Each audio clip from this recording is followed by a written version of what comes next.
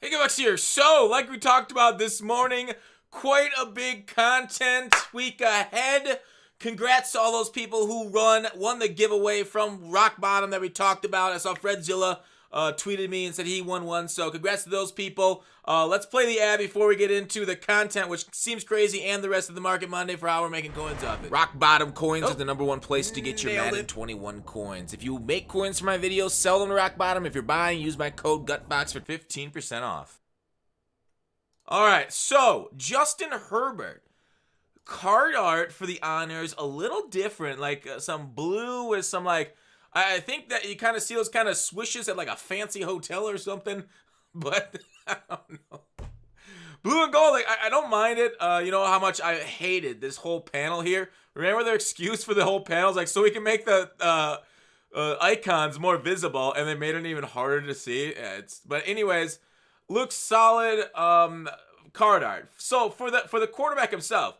People that have used Justin Herbert have loved him all year, right? Because he has a decent throw motion, over the top, he's tall, and he was one of the early cheap gunslingers. Even before Gunslinger, his card was pretty solid, but stock 99 throw power, just stock. And I see a lot of people like, hey, where's his power up? Like, you'll never see me simping for power ups when they're not needed, right? This guy's been on one team his whole career.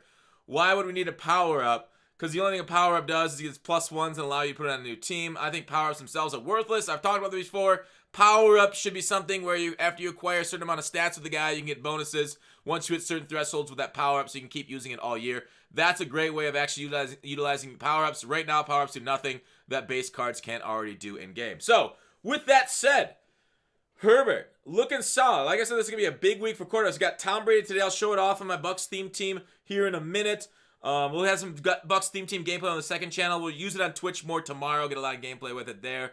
Twitch.tv/GutFox if you want to see me use it. Then, Chase Young is the defensive rookie of the year, and he's getting a card 97 overall. Another one with no power, but shout out to the rookie premiere for all those people that did it. I did it, but I switched over to PlayStation, so my Xbox kind of has it, but I won't be playing with that. I'll probably have to pick up the Chase Young honors card itself. Limited. I really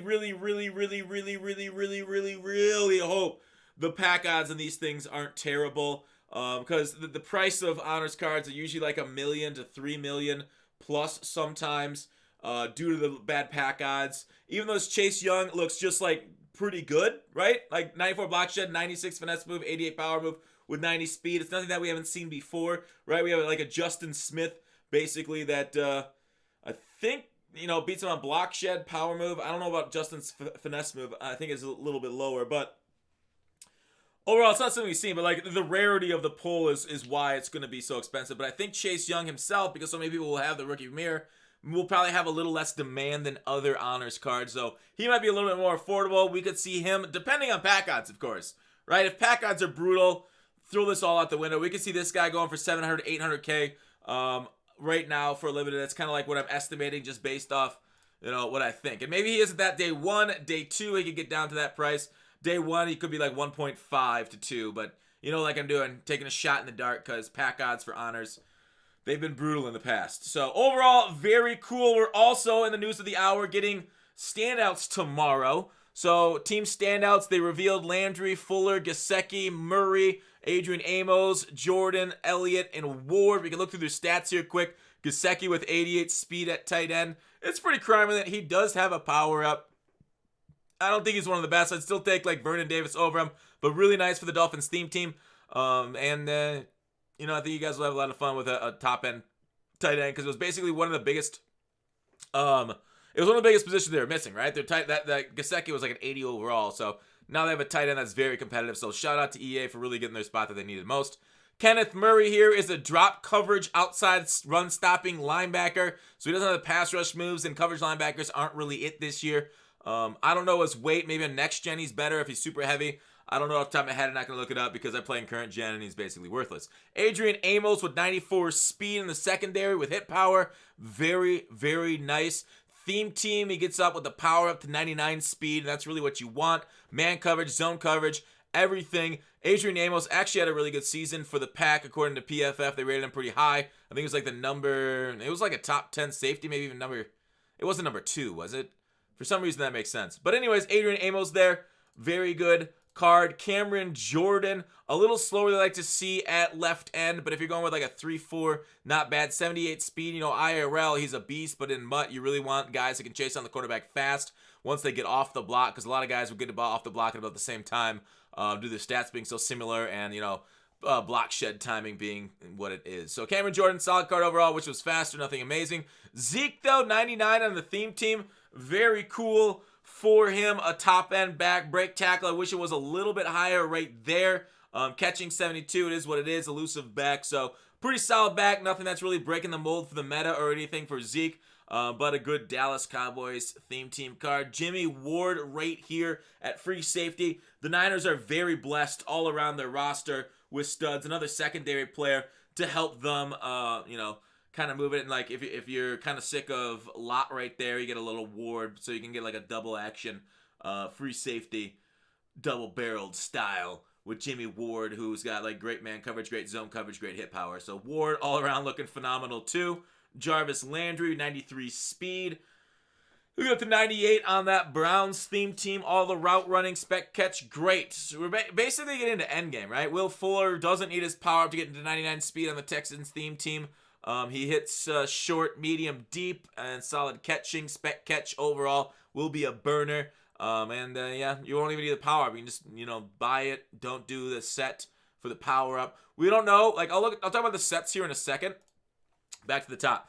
I'll talk about the sets here. Actually, we'll do it right now. So we don't actually know because Team of the Week ended a while ago. So we do expect it to be similar, at least to rhyme with the other Team Standouts, right? They're 95 overall. And these things are Team of the Week cards. So if they bring back Team of the Week, I hope they bring back Team of the Week packs to go along with it. Overall, probably be similar ratings. If so, this is 86, 86, 86 to 89. So there was 5 of them for the 92. I don't know if they'll end up raising that number for the 95. I feel like they would. But this one was just 186, some 82s and 78s for the 89. So we can see pretty much a repeat set there. So if you are investing in Team of the Year, hopefully it pays off for you. Me, I feel like it's, a little late. Maybe just get the 1 or 2 that you want. You can maybe do it, but it's hard to say what EA is going to do because they could easily raise these ones to like low 90s, then you got to do the reroll for it, which I don't think is a bad idea. Having the reroll available, the Team of the Week reroll, spit out those cards because they are spitting them out. It's kind of cool. I like when rerolls are actually relevant. So maybe they'll have a few, maybe 2 or 3 of the low 90s. I don't know. They might just end up being like 10 86s or something, 20 82s, and like 50 million 78s. I don't know. It's hard to say what's going forward because we really haven't seen this in the past. But if it stays Team of the Week, it stays Team of the Week. And good luck to us to try and earn all those 86s as the market is going to go up dramatically on them. Not a bad idea to hedge your bets and grab a few today if you are going to do those Team Standout sets tomorrow. Otherwise, you can pull packs, maybe Team of the Week packs for them for the honors cards that are coming out tomorrow. So we are tomorrow getting quite the content drop. GMM, we're going to reveal all 32 for the standouts tomorrow, but they'll just be in game by the time they're revealed. So let's talk about the market and Monday. This is a big market week. We do expect over the next 6 days for the market to drop. We did see a little bit of market raise today because of the coin from the quick sells, right? The Super Bowl, they held those quick sell predictor tokens. So that happened. It's actually out of the game. It's no longer in the game. You can't see it anymore. But that happened. Rolls the market up a little bit. Made trading a little bit more expensive across the board. That's just supply demand. External factor came in, rose the market. People got coins and are spending it. The rest of this week, so it's not a bad sell day today. The rest of this week, I do expect the market to go down with its sharp decrease.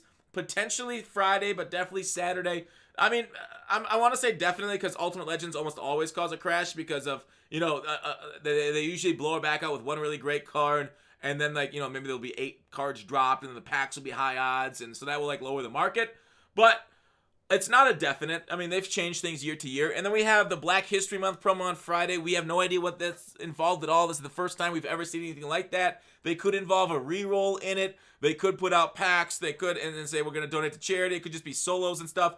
So we don't exactly know what's coming with that. And that could affect the market too. So that's kind of still an unknown quantity. But I do expect, right, today to be the best day to sell off because people are going to be pulling hella packs for the limiteds over the next few days because we're going to get offense, defense players tomorrow. Wednesday, Thursday, Friday, or they could just go Wednesday, Thursday if they end up going like Walter Payton Man of the Year. They got offense and defensive player of the years. Then they have MVP. So like if they bring out 4 more players, they can have comeback player of the year. They could do like 8 more players, or they can do 6 more, or they can. There's a few options to do what they want to do with the game. So over the next week, lots of limiteds, lots of packs being pulled. Generally, it's going to be a pretty big week in order for EA to try and keep us playing Madden Ultimate Team after the Super Bowl, especially with stats not over 100. It really does make the game a little bit more, I would say, on the stale side, since we're basically hitting 99 speed. A lot of these standouts are hitting 99 speed, and then we're not going anymore, right? Like Mike Evans, this guy, and this theme team, this Bucks theme team is wild, right?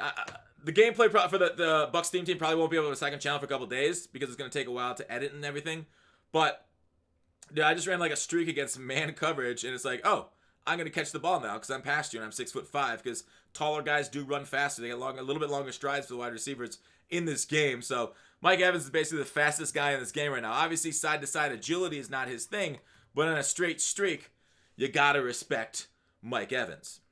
So there you go, 6'5", 231, and just absolute straight-up train level of velocities. So that's what I expect on the overall market, right? Overall market moves over the next week about it going down and trying to be coin rich this week, I think is a good idea. We talked about honors, predictions on price. Brady rolls. Yeah, you guys saw my video yesterday, right? About Brady and rolling for him and then doing his set. I would say the other thing, after constructing this Tampa Bay theme team, you definitely want to look through sets that reward Tampa Bay players. Because the Tampa Bay players are crazy expensive. Mike Allstott, for example. I'll just use him as one of them. So I bought the lower end Allstott. I still got some more guys in the Tampa Bay theme team to look at. We can circle back to the roster if you want to see the defense and stuff. But like looking at him, doing his Allstott, I saw it earlier on stream. People might have heard me talk about this on stream and then adapted to it. But 15K, okay, it does look like people have adapted to doing it. Yeah, the Allstott set, especially for the fullback. Like, you could have done the set for under 200K, basically, for the 84s, and you make 215. Okay, it was wilder earlier. People did see me say that, but I do want to talk about how expensive are those. 16K for an 84. 16 times 30 freaking 2. Calculator. 16 times 32. 512. That don't seem right. 16,250 times 32. Yeah, that's right. No, that can't be. That's definitely a terrible, terrible price to pay. Never mind. My bad. Why did I think it was better? Maybe those All-Stats are just super expensive. What are the actual? Yeah. That's dude. Sometimes my boomer brain really gets me. It's 6,000. Mike Allstott was just super expensive because people are using his card cheap. 6,000 times 32.